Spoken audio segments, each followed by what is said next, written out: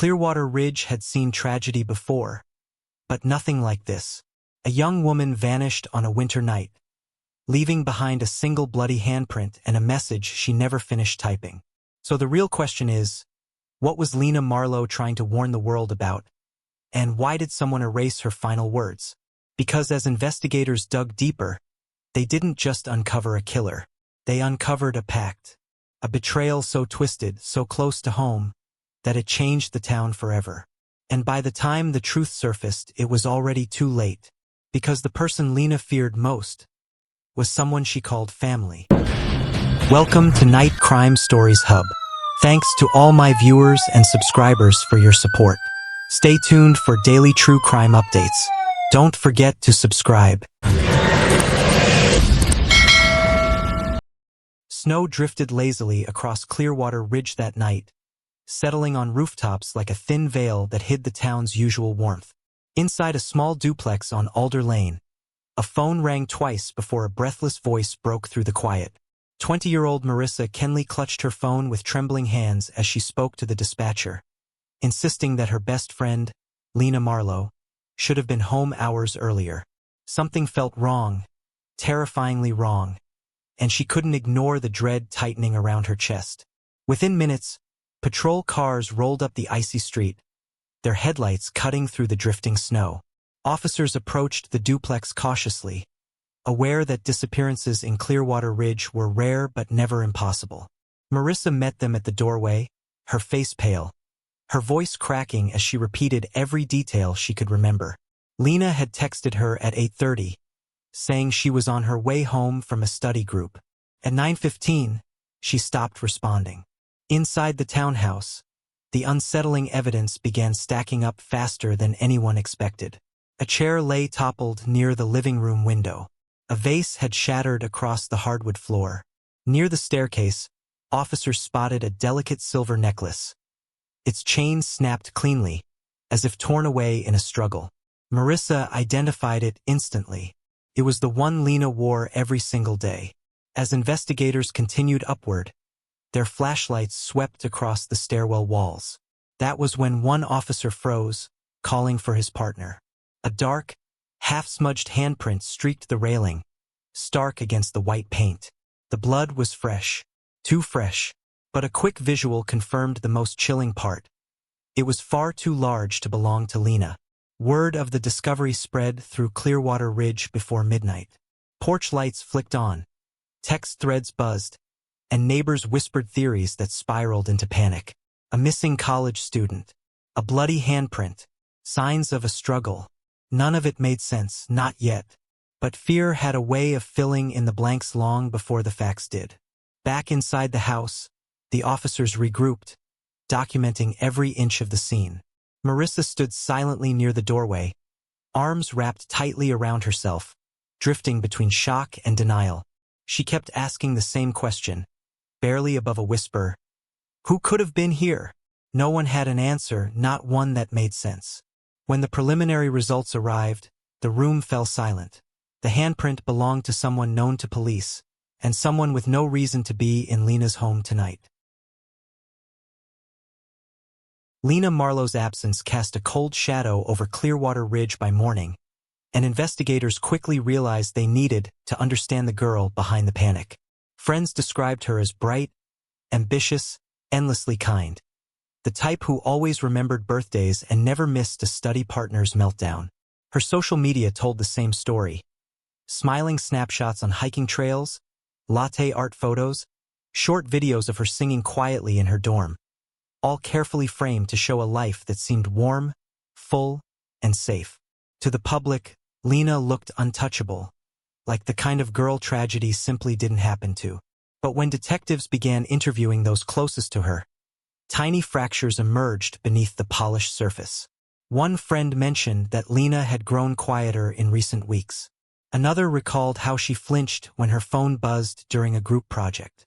A professor noted she had requested extensions she never normally needed, offering vague explanations about things going on at home.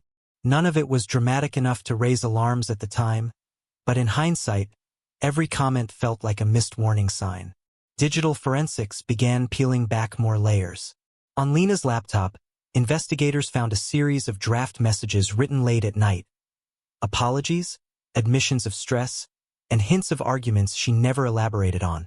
In her search history, they found queries about restraining orders, personal safety tips, and how to document harassment. Strangely, she had deleted nearly all her recent texts. The pattern raised unsettling questions. Who was making her anxious? And why had she been so afraid to leave a digital trail? Detectives also noticed the frequency of her location services toggling on and off, suggesting she didn't always want to be found. Someone they suspected either had access to her accounts or she feared they might. A neighbor confirmed seeing a car idling near the townhouse late at night. A car Lena had once mentioned disliking but never explained why. Slowly, a picture emerged that contradicted everything her online presence portrayed. Behind Lena's smiles was a girl carrying secrets, and one of those secrets was watching her far more closely than anyone had realized. The breakthrough came when technicians unlocked her phone. Buried in her drafts folder sat a single unsent message. If anything happens to me, it's because of... The sentence ended abruptly, as if someone had stopped her before she could finish it. The discovery of Lena's unfinished message pushed investigators toward the one person who had both motive and emotional access. Her ex-boyfriend, Evan Price. By early afternoon, officers brought him into the station for questioning. The transition from the warm, carefully curated image of Lena to the hard fluorescent lights of the interrogation room felt jarring, but necessary. Evan sat stiffly, his hands clasped, knuckles white.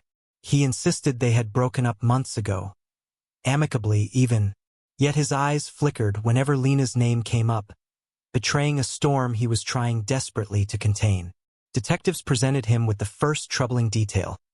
CCTV footage from a convenience store 2 streets over showed Evan's sedan circling the neighborhood the night Lena disappeared.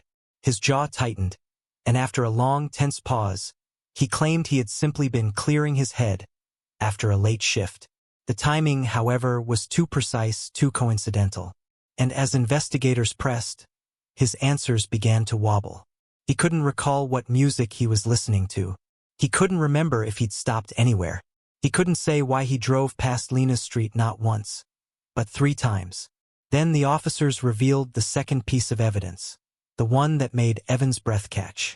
At the edge of the Marlowe property line, crime scene techs had found a torn scrap of fabric. Lab tests showed it was from a jacket identical to one Evan owned. He denied everything, voice shaking now, insisting he hadn't been near the house, claiming someone must have planted it. His words came out scattered, panicked, but there was something sorrowful in them too, as if he was grieving a version of Lena he could no longer protect. Despite the inconsistencies, detectives noticed that Evan didn't match the profile of someone who had planned a violent abduction. He was disorganized, emotional, and genuinely frightened. When confronted with Lena's anxious search history and the signs of someone watching her, his confusion looked painfully real. "She never told me any of that," he whispered, eyes flooded with fear. "If she was scared, it wasn't because of me." The mood in the room shifted when a knock sounded at the door. An officer stepped inside, whispered something to the lead detective, and placed a file on the table. The detective skimmed the contents, his expression tightening. Then he looked up at Evan with a mixture of disbelief and reluctant acknowledgement. A new witness had just come forward. Someone with direct information about Evan's whereabouts that night. Someone who should have had every reason not to defend him. Evan's unexpected alibi forced investigators to widen their scope, and digital forensics became the next place to dig. As specialists combed through Lena's phone and laptop, they uncovered something far more disturbing than anything Evan had offered. A trail of deleted conversations with an unknown contact saved only as R. The chats had been wiped clean, but fragments remained, enough to reconstruct pieces of a relationship layered with fear, urgency, and veiled warnings. Every message Lena wrote carried a tremor of anxiety, as if she were balancing on the edge of something she couldn't name aloud. One recovered line read, "You promised this would stop." Another said, "I can't keep living like this." And the most alarming, retrieved from a deeply buried file, was one Lena never sent. "I need to get away from you before it's too late." Whoever R was, he wasn't just another contact. He was someone Lena considered a threat, someone she believed had power over her life. The team's attention shifted sharply. If Lena had been trying to escape someone, then that person might be the key to her disappearance. Using digital timestamps and server logs, analysts traced the IP address tied to R back to a remote stretch of wooded land north of Clearwater Ridge. The location wasn't a home, nor a business.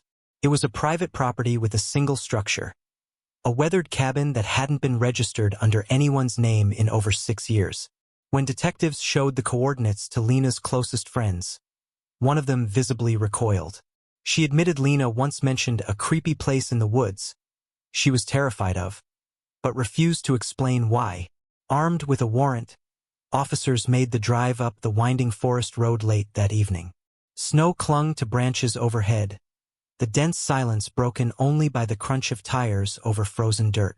The cabin stood crooked against the trees, windows dark, the entire structure exuding a sense of abandonment, except for the faint footprints leading to the door.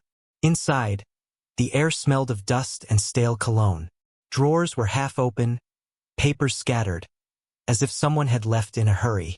But it was the back room that froze everyone in place. A single bulb flickered to life, revealing walls covered from floor to ceiling with photographs of Lena Marlowe. Some candid, some distant, all taken without her knowledge. Detectives returned to the cabin with a renewed sense of urgency, determined to understand the obsession that had taken root inside its rotting walls. Every surface held another clue. Receipts for expensive jewelry Lena never received, unopened boxes of perfumes she never knew existed, and a stack of photos labeled by date, time, and location. It was meticulous, unsettling, and far beyond the behavior of a casual admirer. Buried beneath these objects, investigators discovered a leather-bound journal filled with tight, slanting handwriting. Each entry described Lena's movements, routines, habits, and private moments with chilling familiarity, as if the writer believed their surveillance was an act of devotion rather than violation. One passage read, "She thinks she's alone, but I'm always near. She'll understand soon." Another said, "People around her don't deserve her. They cloud her judgment. I'm the one meant to protect her." The delusion was unmistakable. This wasn't love. It was possession. Worse, the entries hinted that the writer believed Lena had betrayed him simply by wanting her own life, her own boundaries, and her own freedom. As detectives sifted through boxes of evidence, a clearer timeline emerged. The stalking had begun nearly a year earlier, intensifying whenever Lena tried to distance herself from anyone who made her feel unsafe. She had confided in a coworker at her part-time cafe job, admitting she felt followed and watched. That coworker told investigators Lena once filled out paperwork to file a harassment report, but left the station in tears after being told it wasn't serious enough to document. The coworker remembered her saying, "He's everywhere. They won't help me." This revelation sent investigators straight to the precinct archives, where they confirmed something far more alarming. Lena had attempted to report her stalker twice. Both reports had been halted before reaching the system, flagged, reviewed, and dismissed by someone with the authority to bury them. Someone who had every reason to keep her silent. The team's focus sharpened as they revisited evidence from the crime scene. A partial fingerprint lifted from a shattered picture frame had previously been inconclusive. Now, with the cabin's contents pointing toward a single obsessive individual, the lab rushed a comparison. When the results arrived, the lead investigator stared at the report in stunned silence. The fingerprint didn't belong to a stranger or an ex-boyfriend. It matched someone sworn to protect the town, and sworn to protect Lena even more. It belonged to a local police officer. The revelation that the fingerprint belonged to a police officer sent a shockwave through the investigative team. After hours of tense deliberation, they brought in Patrol Officer Ryan Hale, a man who had blended seamlessly into the background of Clearwater Ridge for years. Hale arrived at the station calm, almost eerily composed, offering a polite nod to his colleagues as if this were any routine administrative meeting. But the moment he entered the interrogation room, the mask slipped just enough for investigators to catch the flicker of fear he tried to hide. Hale admitted he knew Lena. Everyone knew Lena, he said, but insisted he had only admired her from afar.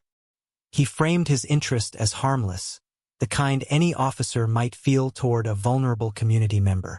Yet when detectives presented the journal from the cabin and the dozens of obsessive photos plastered across its walls, his composure cracked.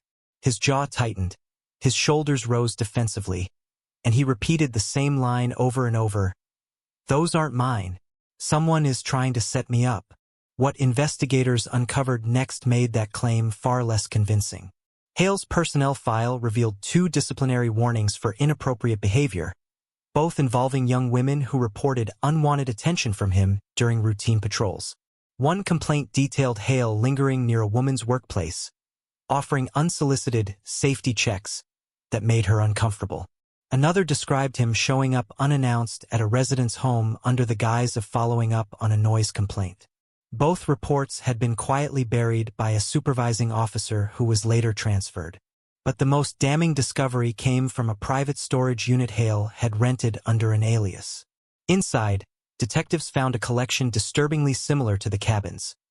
More photos of Lena, notes documenting her daily schedule, receipts for gifts she never received, and a locked box containing a necklace identical to the one broken at her home. The walls of the unit weren't covered like the cabin, but the theme was unmistakable. Hale was watching her, or at the very least obsessing over her. Still, he maintained his innocence, insisting that someone had planted the items in both locations. He claimed he had only tried to help Lena, that someone else took advantage of his concern to frame him. His voice shook, not with anger, but with a strange blend of desperation and disbelief, as if he couldn't accept how tightly the evidence was closing around him. Then a new piece of evidence arrived from the lab, and the room fell into a stunned, uneasy silence. Traces of Lena's blood had been found in the trunk of Hale's patrol car, but her fingerprints were nowhere to be found.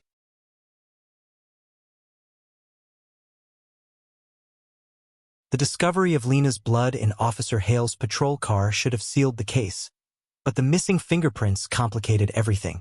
Hale looked guilty, obsessed, unstable, but something didn't fit the clean narrative investigators had been building.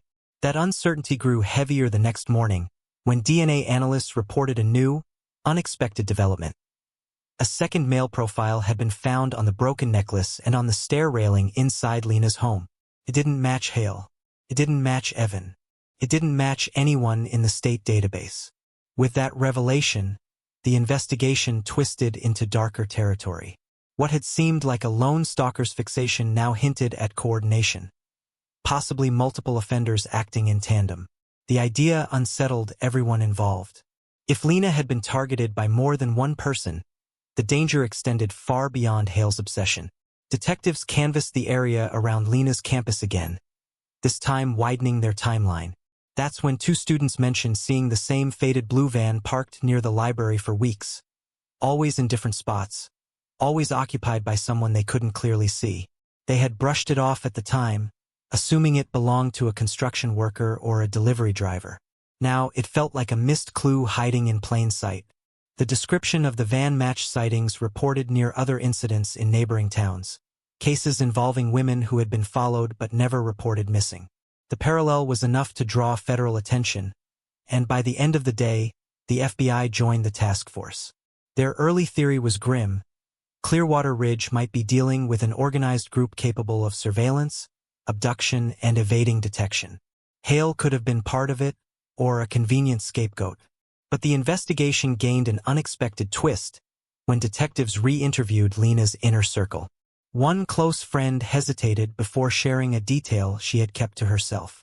She explained that Lena had recently looked happier, briefly, secretly, and had mentioned meeting someone she trusted, someone who made her feel safe for the first time in months. She never identified the man, never gave details, but she did share one thing. His name started with an R. The room fell silent as the investigators exchanged looks. R. The same initial that appeared in the deleted chat logs. Lena hadn't just been stalked. She had been keeping a secret relationship hidden from everyone, and the man at the center of it might be connected to the second set of DNA.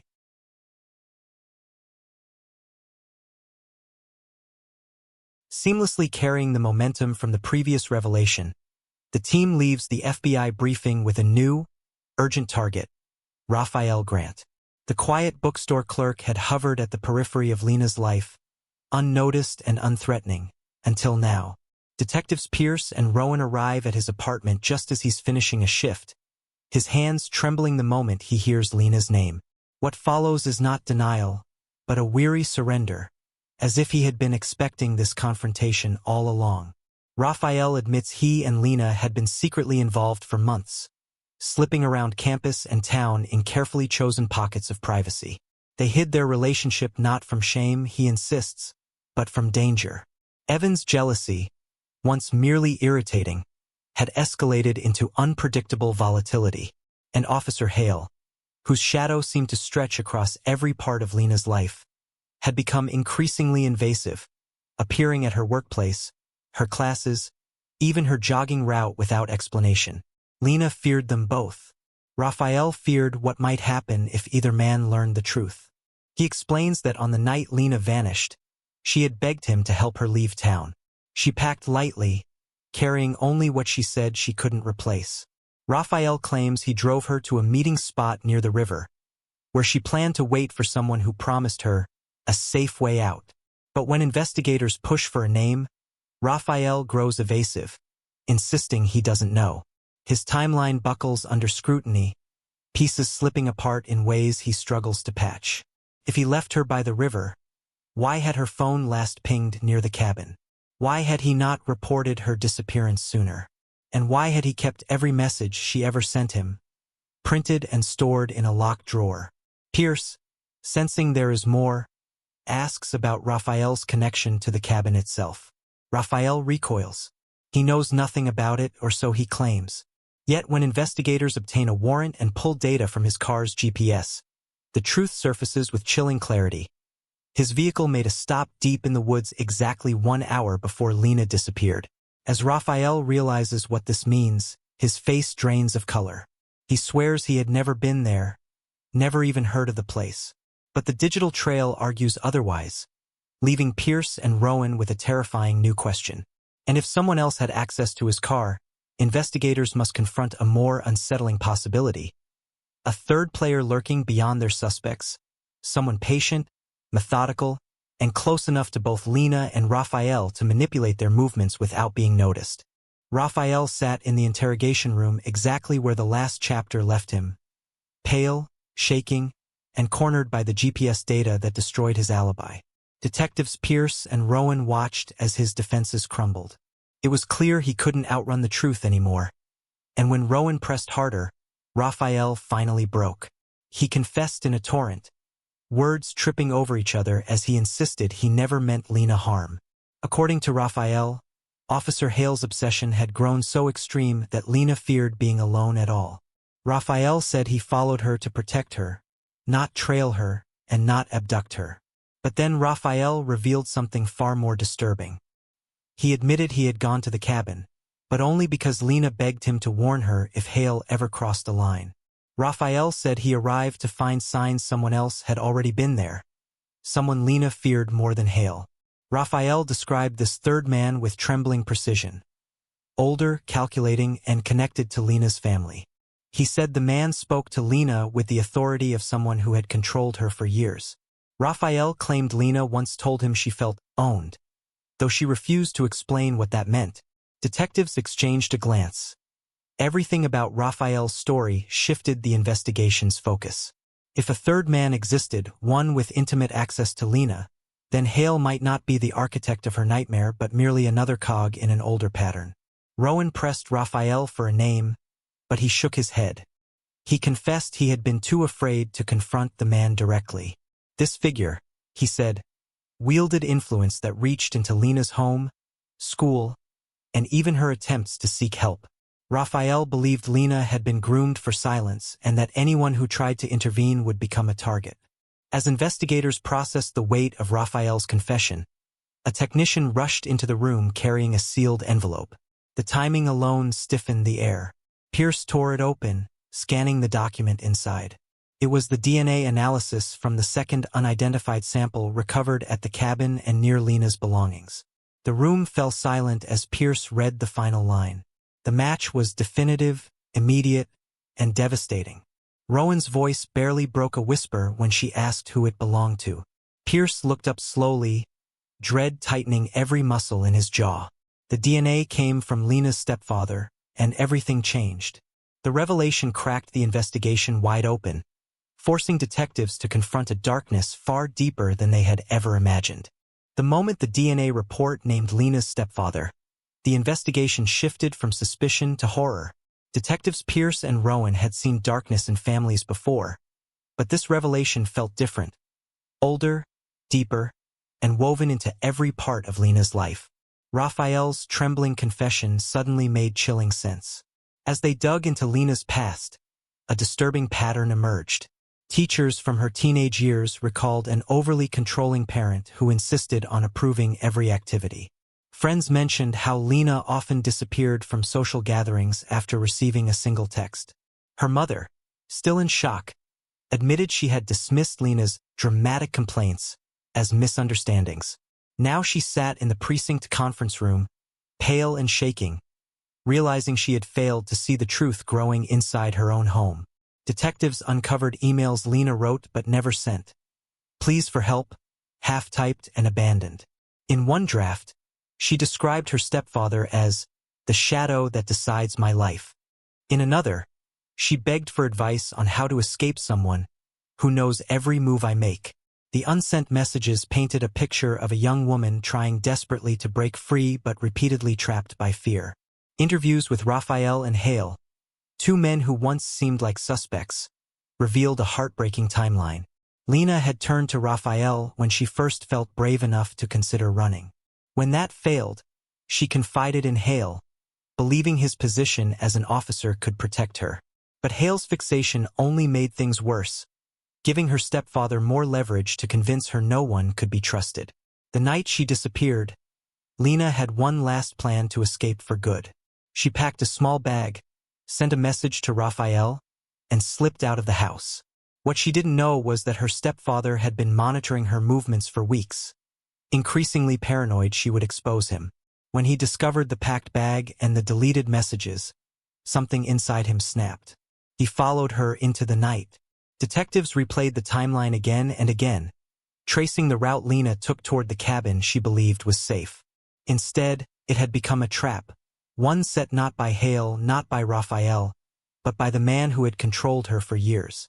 Just as investigators pieced together the final moments, a new piece of evidence surfaced. An audio file recovered from a damaged recording device found in the cabin debris. The room went silent as technicians restored the audio. A faint, trembling voice, Lena's, filled the speakers. And behind it, a second voice spoke clearly, giving orders. The audio recording didn't just expose terror, it mapped a path. In the background, amid Lena's trembling pleas, investigators heard the distant echo of machinery, a low rumble that only one place in Clearwater Ridge produced. The abandoned quarry on the far side of town. It was a place forgotten by most, but not by those trying to hide something. Detectives arrived before dawn, their flashlights cutting through fog drifting across the jagged stone pits. It didn't take long for a cadaver dog to alert. Beneath a thin layer of disturbed gravel, wrapped in a torn blanket, they discovered Lena's remains. The scene was hauntingly quiet. Even the wind seemed to hold its breath. Her stepfather broke within hours of the discovery. In the interrogation room, he slumped forward, eyes hollow, confessing to the kidnapping but insisting he never killed her. "I just wanted to bring her home," he whispered. "I wasn't alone. He showed up. He helped tie her, but I didn't touch her after that. You have to believe me." Detectives didn't, not at first. But the forensic evidence was undeniable.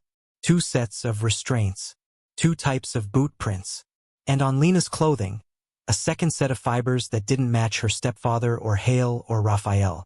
Someone else had been there. Someone who stood close enough to Lena to brush against her as she fought for her life. Searching for the second attacker, Investigators reviewed surveillance from a gas station near the highway, a station only miles from the quarry. The footage captured a vehicle approaching at 2:14 a.m. The headlights reflected off the lens, but as the car pulled forward, the image sharpened. Lena was in the back seat, her head slumped against the window. Her stepfather sat behind the wheel. But what froze every investigator in the room wasn't him. It was the woman in the passenger seat. Detectives zoomed in, enhancing the frame as much as the grainy footage allowed. The outline of her profile became clearer. A familiar haircut, a familiar coat, a familiar hand reaching back, pressing Lena's shoulder down as she struggled. It was her mother, the same woman who had cried in the station, who insisted she knew nothing, who portrayed herself as another victim of her husband's control. But there she was, calm, composed, riding in the passenger seat during her own daughter's abduction. The room fell silent as the truth settled in. And then the cliffhanger hit like a blow. The footage shows Lena's mother turning to the camera and smiling. The revelation of Lena's mother in the passenger seat sent shockwaves through Clearwater Ridge. Detectives approached her carefully, unsure whether they were confronting a victim, a willing accomplice, or something far more complicated. During questioning, she appeared dazed, eyes distant, voice trembling. Yet there was a strange calm beneath her guilt. Slowly, painfully, she began to unravel the truth everyone feared to hear. For years, Lena's stepfather had manipulated every corner of the household. His control seeped into routines, finances, even conversations. Lena's mother wasn't just silenced. She had been dismantled piece by piece, convinced she was powerless without him. He fed her a steady diet of fear, telling her Lena was rebellious, ungrateful, and unsafe alone. When Lena tried to leave, he twisted her desperation into betrayal, insisting she was tearing the family apart. And her mother, emotionally broken and terrified, believed him. The night Lena ran, her stepfather convinced his wife that their daughter was being lured away by dangerous men. Together, they drove out searching for her, fueled by panic and delusion. When they found her heading toward the cabin, everything spiraled. Raphael's sudden arrival only escalated the tension. A shove, a scream, a chaotic struggle, and Lena fell, striking her head against the cold stone ground. The injury proved fatal within minutes. Her parents didn't call for help. They panicked, convinced the world would never believe it was an accident. So they staged a kidnapping. They moved her body, wiped down evidence, manipulated timelines. Officer Hale's involvement, his stalking, his proximity, became an unexpected shield, a convenient red herring. They believed they could bury the truth as they had buried Lena. But as the documentary closes in on the present day, justice finally takes its course. Lena's stepfather receives a life sentence for kidnapping, manslaughter, and years of documented abuse. Her mother, though spared the harshest penalty due to extensive psychological evaluations, is convicted of assisting in the cover-up. Her tearful confession becomes one of the documentary's most haunting clips. "I thought I was saving my family," she says. "I didn't realize I was helping destroy it." Raphael, cleared of wrongdoing, breaks down during his final interview, mourning the girl he tried so desperately to protect. Officer Hale faces charges of harassment and obstruction but is ultimately absolved of involvement in Lena's death. The town of Clearwater Ridge mourns collectively. Its trust shattered, its innocence stripped away. Nothing about Lena Marlowe's case was simple. Every person she turned to had failed her in one way or another. As the screen fades to black, the narrator delivers one final, chilling question. Who deleted the last line of Lena's unsent message? And why?